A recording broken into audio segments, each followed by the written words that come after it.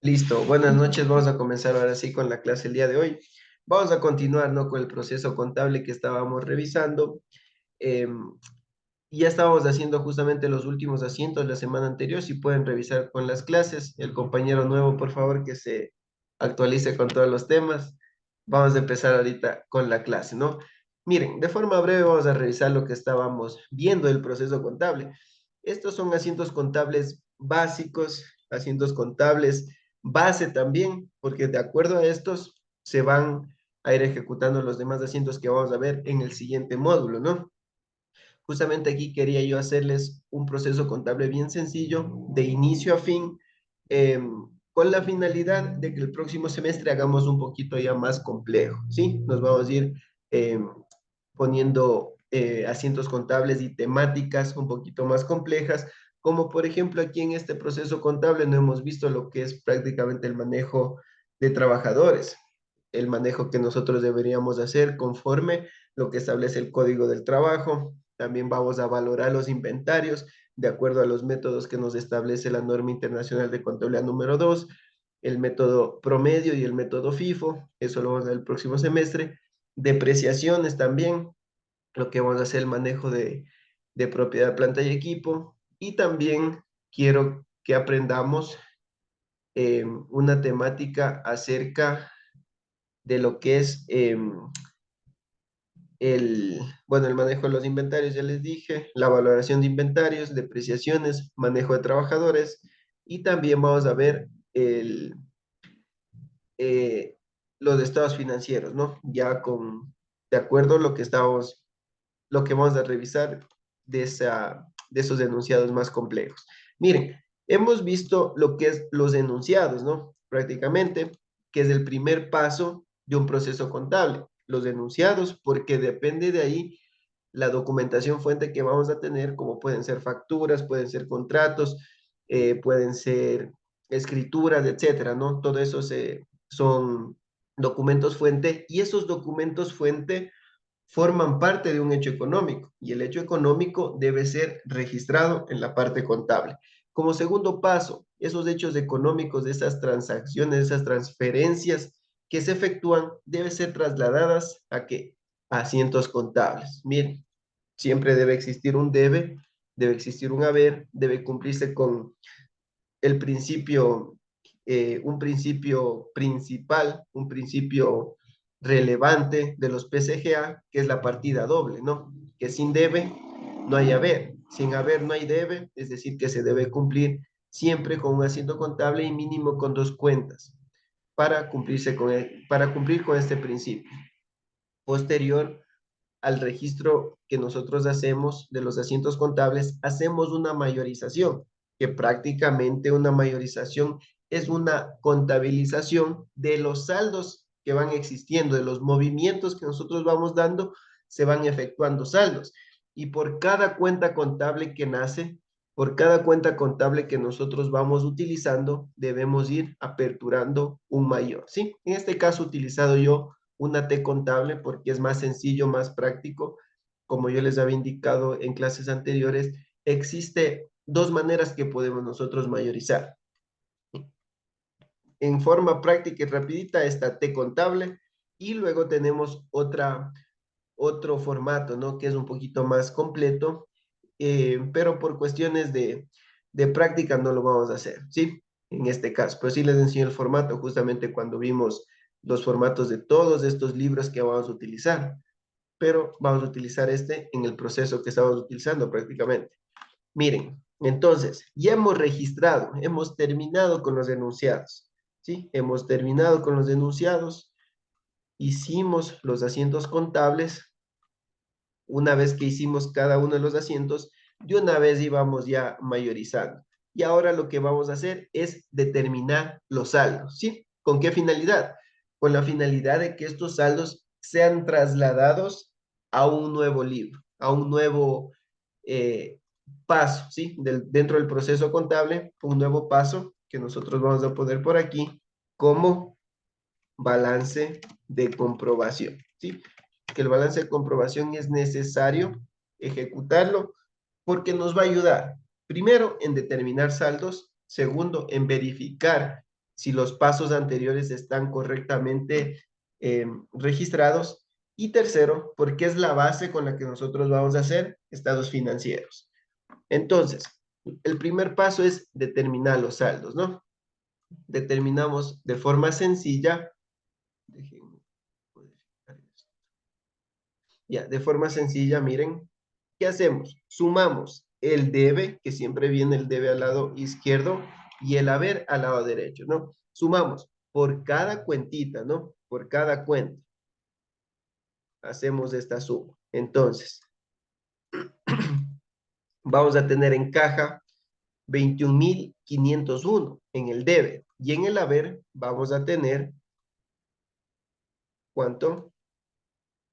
21.339, ¿sí? Y así vamos a ir identificando tanto el saldo del haber como, perdón, del debe como el haber. Y luego estos saldos lo vamos a trasladar a un balance de comprobación para poder nosotros también identificar cuál es el saldo que tenemos, si vamos a tener un saldo deudor o un saldo acreedor, ¿sí?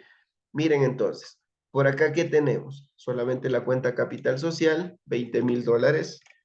Tenemos la cuenta bancos donde ya existen más transacciones, más movimientos y determinamos los saldos, ¿no? Miren, vamos a ir poniéndole por aquí el color. Los gastos, justamente los gastos que se va a utilizar para el estado de resultados. El grupo número 4 y número 5 de los grupos contables utilizamos para lo que es el estado de resultados. Miren, ponemos por acá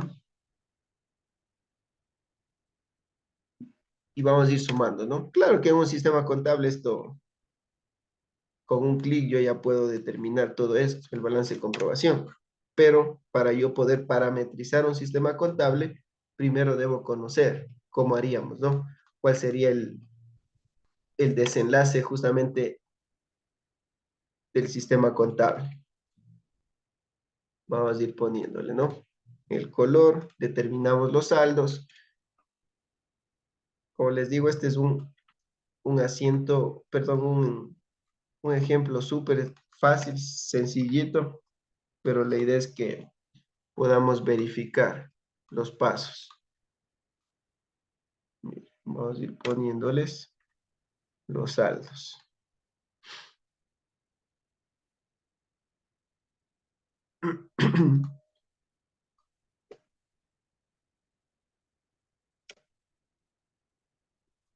Y ahí, listo.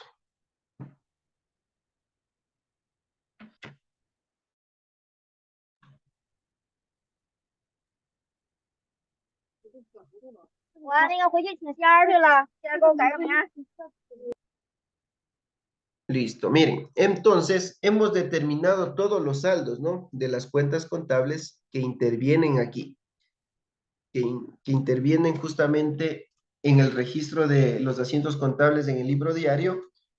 Todas las cuentitas que se encuentran aquí registradas se encuentran también aquí mayorizadas con sus respectivos saldos. Muy bien, hemos determinado los saldos tanto del debe como el haber por cada cuenta contable. Ahora, ¿cuál es el siguiente paso? El siguiente paso es aperturar justamente, aperturar el balance de comprobación, ¿sí? Déjenme verificar el formato para no hacer nuevamente los que les había compartido yo en semanas anteriores y podemos verificar. Déjenme, abro solamente el documento. Listo. Está.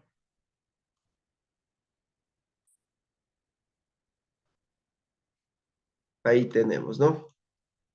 Que este es el formato que nosotros revisamos sobre el balance de comprobación, ¿sí? El balance de comprobación que a través de este documento vamos a determinar los saldos. Vamos a determinar si es un saldo deudor, si es un saldo acreedor, como les decía, con la finalidad de que estos saldos de aquí, los que les voy a señalar en este momento, sean la base para nosotros hacer estados financieros. Muy bien. Miren entonces. Aquí es sencillo, ¿no? ¿Qué es el balance de comprobación que vamos a hacer? Es pasar los saldos que tenemos en los mayores, ¿no? De igual manera, por cada cuenta contable, yo voy a ocupar un campo, ¿sí? Los campos de aquí. Veamos entonces. Caja efectivo, ¿qué me dice? Ya le he puesto aquí caja, pongámosle aquí también efectivo, tal como hemos puesto. Caja efectivo. Aquí en vez de número debería venir la cuenta contable, ¿no? Perdón, el código que nosotros debemos verificar en nuestro plan de cuentas. Pero les he puesto aquí para que sea más práctico. El número 1, caja, y vemos los saldos, ¿no? Vamos a borrar esto. Me dice que nosotros en caja tenemos en el debe 21.501. Le voy a poner así. 21.501. En el haber, yo tengo 21.339. Mire, esos son los saldos de los movimientos que se ha tenido durante este periodo. Una vez que nosotros finalizamos este periodo, es necesario que determinemos también qué tipo de saldo vamos a tener, si es un saldo deudor o es un saldo acreedor. Saldo deudor, nosotros ya conocemos que es cuando el debe es mayor que el haber, ¿sí? En este caso, el debe sí, efectivamente, es mayor que el haber. Entonces, determinamos un saldo deudor.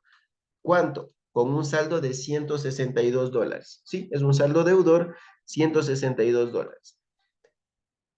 Y así vamos a ir determinando por todas las cuentas que hemos determinado. Si tenemos 20 cuentas, vamos a tener aquí aperturado 20 campos, ¿no? 20 casilleros.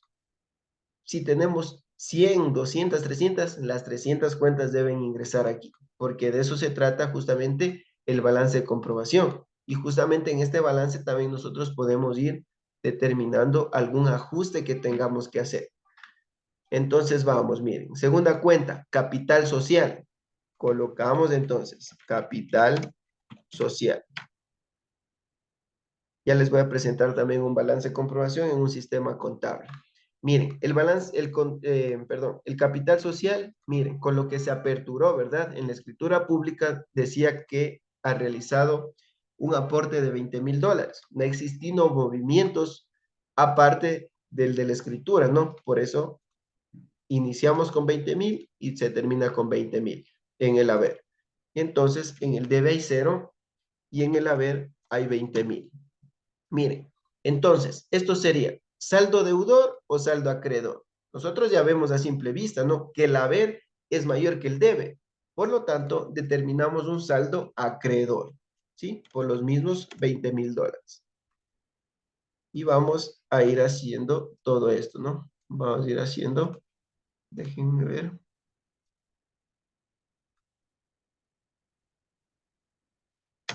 Listo. Ahí vamos. Listo. 3. Entonces tenemos por acá la cuenta bancos, ¿no? De igual manera, bancos. Ponemos los saldos que correspondan. ¿Qué saldo corresponde por acá? Tenemos un saldo en el debe de 21,189 y en el haber tenemos un saldo de 12,730. Entonces, determinamos nuevamente, ¿no? ¿Es un saldo deudor o es un saldo acreedor? En este caso, es un saldo deudor, ¿verdad? Porque yo ya veo a simple vista que el debe es mayor que el haber. Muy bien. Debe menos haber, ¿cuánto me da? 8,459 es el saldo con el que yo termino con esta cuenta, ¿sí? Es decir, que yo en el banco debería tener 8,459, ¿sí? Porque estoy terminando este periodo y estoy determinando los saldos que yo debería tener en una fecha establecida. En lo común, ¿cuál sería? El 31 de diciembre del año que corresponda, ¿verdad? Con estos saldos yo debería determinar para terminar el año y determinar también los estados financieros, tanto el estado de situación financiera como el estado de resultados. El uno que mide la situación financiera de mi empresa y el otro que va a medir el rendimiento de mi empresa. Determinar si tengo utilidades o si tengo pérdidas, si tengo ganancias, si tengo pérdidas. Miren, eso es el segundo paso que vamos a hacer con el balance de comprobación, ¿no? El 4, vamos, ¿qué nos dice? Gasto arriendo, ¿sí? Al hablar de gastos, nosotros ya sabemos que forma parte del grupo contable con el número 5, los gastos que justamente nos van a ayudar a medir el rendimiento, que van a estar incluidos en el estado de resultados y vamos a ir verificando. ¿Qué me dice? Que en el debe tenemos $280. $280. Muy bien. No tenemos en el haber nada. No tenemos nada en el haber. Y determinamos entonces, el debe es mayor que el haber. Muy bien, $280, ¿verdad? Y vamos a ir. Porque con estos saldos es lo que me interesa a mí. Con estos saldos son los que me interesan en este momento. Estos nosotros ya conocemos, ¿no? Justamente desde los movimientos de la mayorización. Pero estos son los que me interesan a mí. Vamos. Eso hacemos con todas las cuentas, ¿no? ¿Qué más tenemos? Equipo de mantenimiento. En este caso, ¿qué nos dice? Que el equipo de mantenimiento ha sido un activo, ¿no? Es un activo esto. Por $5,900. Vamos entonces, por acá tenemos un saldo deudor. ¿Cuánto? $5,900. Vamos, con todas las cuentas debemos hacer lo mismo. Muebles de oficina. Forma parte también del activo. Y nos dice que tiene un saldo de $3,000. 7, tenemos la cuenta ventas, ¿no? La cuenta ventas, tenemos por acá, miren, ¿cuánto? 1,501. La cuenta ventas siempre vendrá al haber cuando se realiza una venta, por lo tanto tenemos aquí 1,501. Cuando realizamos la venta, miren, cuando realizamos una venta, siempre van a venir al haber, porque esa es una cuenta acreedora. Cuando existen devoluciones de las ventas, ahí vamos a tener saldos en el debe, ¿sí? Entonces, 1,500 y por acá también tenemos lo mismo, 1,500. Vamos 8. Gasto útiles de oficina, muy bien, ponemos la G, útiles de oficina. ¿Qué tenemos por acá? $250. Los gastos, en cambio, siempre vienen al debe, son cuentas deudoras. Vamos, 250 y determinamos 250. Inventario de repuestos. Forma parte de mi activo, ¿no? Inventario de repuestos. ¿Cuánto me dice que tenemos? 5,700. En el debe y en el haber tenemos 255. Es decir, que yo tengo un saldo deudor, ¿verdad? ¿De cuánto? La diferencia entre el debe y el haber. Tengo un saldo deudor de 5,445. ¿Por qué existen movimientos tanto en el debe como en el haber? Porque aquí en el debe, cuando compré el inventario, ¿verdad? Son suministros que yo tengo, perdón, es stock o es inventario, son mercaderías disponibles para la venta. En este caso, los 5,700 registrado en el activo. ¿Cuándo va al haber? Cuando hago una venta, ¿sí? Cuando hago una venta, está saliendo en cambio este inventario. Y entonces, de los 5,700 que yo tuve de inicio cuando realicé la compra del inventario, realizo una venta. Está saliendo 255 de mi inventario y yo termino el año con ¿cuánto? Con 5,445, que es un saldo deudor. Y estos 5,445 debe reflejarse en mi activo. Por lo tanto, yo debo reflejar también en mi estado de situación financiera. Listo. Vamos más acá. ¿Qué me dice?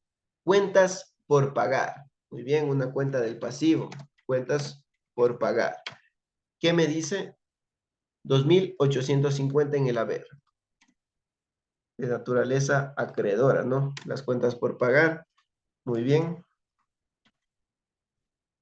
Y también es un saldo acreedor. Es un saldo acreedor. ¿Qué más tenemos? Tenemos por acá el costo de ventas. Muy bien. Costo de ventas. ¿Cuánto me dice que tenemos el costo de ventas? 255. Si ven, el costo de ventas es similar a la mercadería que salió acá, ¿no? ¿Por qué? Porque el costo de ventas, ¿qué es? Prácticamente el costo de ventas es la inversión que yo realizo para poder generar una venta, ¿sí? Es decir, que si yo vendo una computadora, esa computadora me tuvo que haber costado a mí algo, ¿verdad? Por lo tanto, eso que me costó a mí, ese costo que yo pagué por la computadora, eso se refleja como costo de ventas aquí en contabilidad. Tenemos los mismos $255. Miren, 255 tenemos el 12. ¿Qué me dice el 12? Gastos sueldos, ¿sí? Aquí hicimos gastos sueldos de forma general. El próximo semestre sí ya vamos desglosando conforme a lo que nos establece el código del trabajo, ¿sí? Con los beneficios sociales, el cálculo que vamos a hacer de los beneficios sociales. Entonces tenemos aquí gasto sueldos. ¿Cuánto me dice? 450. Y tenemos también gasto servicios básicos como última cuentita, ¿no? Que vamos a utilizar. Gasto servicios básicos. ¿Cuánto me dice? $150. ¿Sí? 150. Muy bien, hemos registrado todo, ¿no? Vamos a sumar todo esto.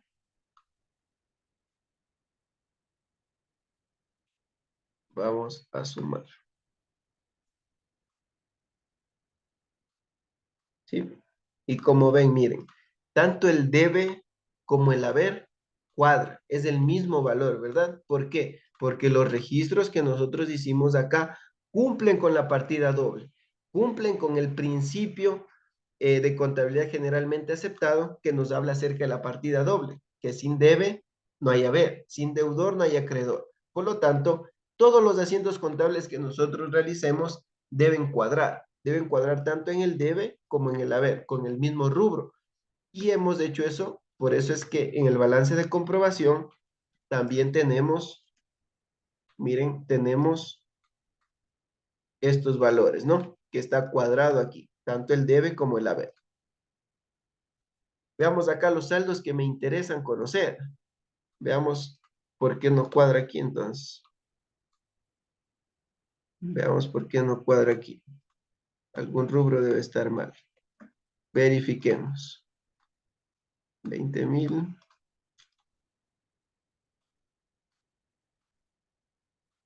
Aquí falta, ¿no? Muebles de oficina, aquí es $3,000. Y ahí cuadra, ¿no? Eso es lo que estaba faltando. Perdón, falta aquí 500, $400. Que son estos, ¿no? Gastos sueldos por aquí, 400 y 150. Listo, ahí estamos. Todo está cuadrado, ¿no? Tanto el debe como el haber cuadra, tanto el saldo deudor como el acreedor cuadra. ¿Por qué debe cuadrar? Porque nosotros ya conocemos algo que se llama también eh, la ecuación contable, ¿se acuerdan? Cuando hablamos que el activo debe ser igual al pasivo más el patrimonio. Entonces, por eso es que todo va a cuadrar. Debe y haber cuadran en rubros, deudor y acreedor cuadran en rubros. ¿Por qué? Porque todo eso hicimos aquí. Si hicimos bien aquí las cosas en el registro diario, aquí también nos debe cuadrar. La mayorización de igual manera, porque de aquí se va a tomar en consideración para hacer el balance. ¿Sí? ¿Estamos claros hasta ahí o tenemos alguna duda? A ver, está Patti, Lisbeth, Patricio.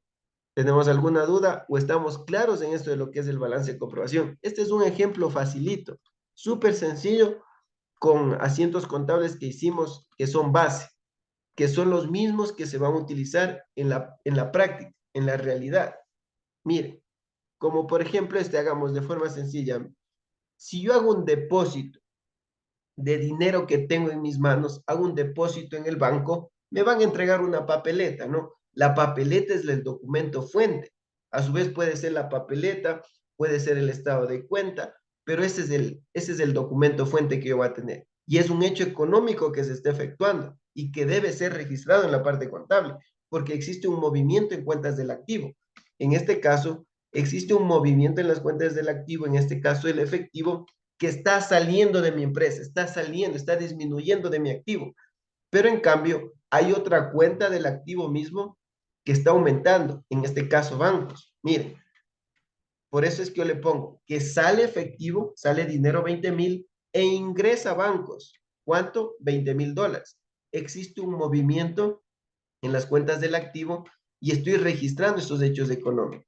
Es decir, que todo hecho económico que sea susceptible del registro contable, nosotros debemos realizarlo en un asiento contable.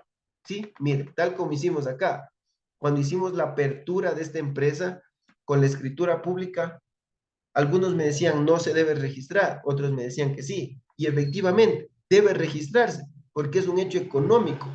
Es algo que yo estoy iniciando operaciones, estoy dando un aporte, ¿verdad? Sea en dinero o sea en bienes, ¿no? En especies, pero eso debe ser registrado. Todo esto hemos registrado de forma correcta, amigo. Son asientos contables básicos que debemos aprender, sí. El único que yo les decía que podemos tener un poquito de confusión era cuando se realizaba una venta, porque cuando se realiza una venta, nosotros vamos a hacer dos asientos contables. El primero, reconociendo el ingreso es esto, la venta, la cuenta ventas, porque esa cuenta forma parte del grupo 4 de ingresos y estamos registrando el reconocimiento del ingreso y de igual manera el ingreso del dinero que estamos obteniendo por esa venta. Pero vamos a hacer otro asiento contable cuando es concepto de ventas, reconociendo o ejecutando la salida del inventario, porque si yo realizo una venta, por ejemplo, de algún bien, de alguna mercadería, de algún ítem que yo tenga disponible para la venta, también debe salir de mi empresa. Por lo tanto, en el segundo asiento es eso, el reconocimiento o la ejecución de la salida del inventario. Y estoy ejecutando aquí, miren, estoy reconociendo también la salida del inventario. Y también estoy reconociendo el costo de ventas, que como les decía, el costo de ventas es la inversión que me respalda el ingreso que estoy teniendo. Miren, si yo tuve $255 como de costo de ventas que me costó ese repuesto, yo lo vendí en 529, entonces 529 menos 255, va a existir una diferencia, ¿no? Esa diferencia que existe, nosotros la vamos a llamar utilidad bruta, ¿sí? Esas son cuentas, en cambio, que van a intervenir en un estado de resultados. Y las otras cuentas, la de caja y de inventarios, son cuentas que van a intervenir, en cambio, en las cuentas patrimoniales, es decir, que pueden intervenir en activo, en pasivo o en patrimonio.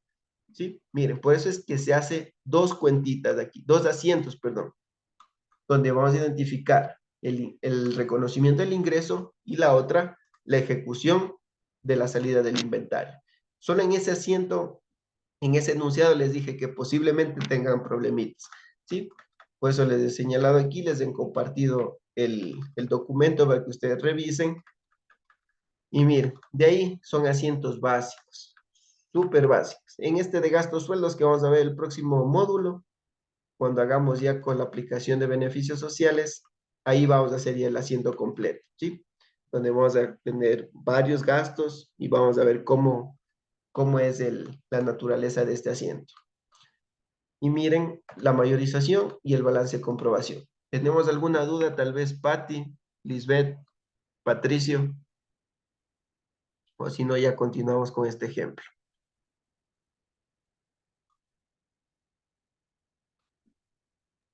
No está claro, profe.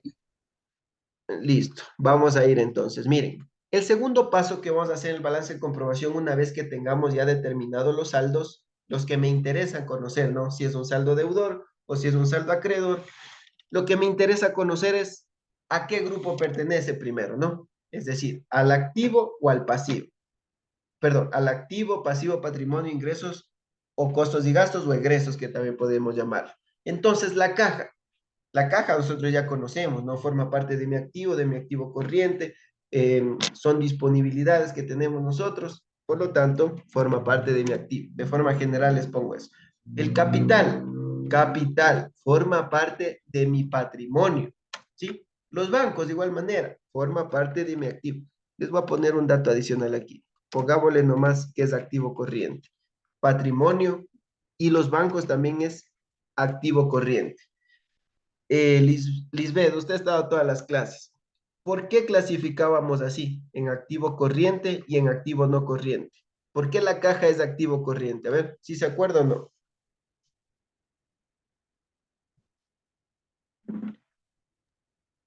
Creo que es por lo que siempre se usa. No es por eso, sino que es porque tenemos disponibilidad inmediata, ¿sí? Por ejemplo, si yo tengo caja, yo puedo utilizar en este momento para pagar alguna obligación que tenga con terceros, ¿sí? De igual manera en el banco, si tengo dinero en el banco, cojo, hago una transferencia, cancelo obligaciones. Pero distinto es cuando yo tengo activos no corrientes, por ejemplo, muebles de oficina, ¿sí? Es a largo plazo, una de las características. Otra es que no está disponible de forma inmediata, tendría que vender ese activo, tendría que pasar algún tiempo para que yo pueda hacerlo eso disponible, ¿no? Prácticamente eso serían las diferencias. Entonces, miren, tenemos acá gasto arriendo, los gastos. Por ser gasto ya conocemos, ¿no? Y le vamos a poner aquí costo y gasto dentro de este grupo.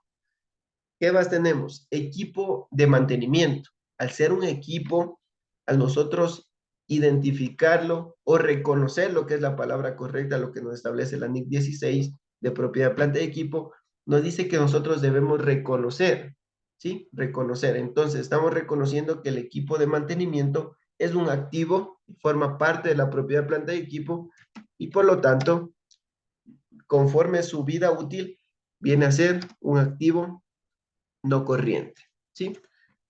¿Qué más tenemos? Muebles de oficina, de igual manera, activo fijo, ¿no? Propiedad, planta y equipo. La propiedad, planta y equipo siempre será parte del activo no corriente. Ventas, miren, tenemos cuentas de ingresos, ¿sí? Cuentas de ingresos son las ventas. Gasto, nuevamente, costo y gasto, ¿no? Inventario de repuestos. Miren, los inventarios forman parte del activo corriente, ¿sí? Los inventarios, los que están disponibles para la venta, forman parte del activo corriente. Cuentas por pagar, pasivo corriente, ¿verdad? Cuando son cuentas por pagar a corto plazo, lo clasificamos como